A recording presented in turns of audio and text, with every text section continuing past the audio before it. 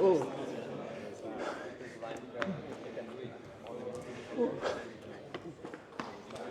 It's feeling the line and then plucking it and switching, pulling all the joints open, hitting magnetic.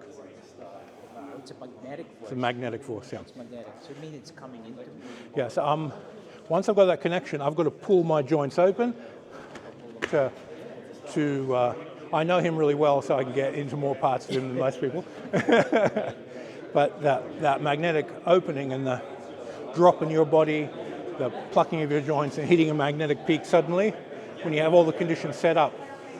So I'm not going magnetic and then setting up. I'm getting all the connections. That's what I want. Then hit the magnetic trigger in my body with a reaction.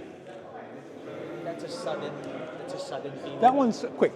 It's a drop the hip, stretch the spine, and snap it out.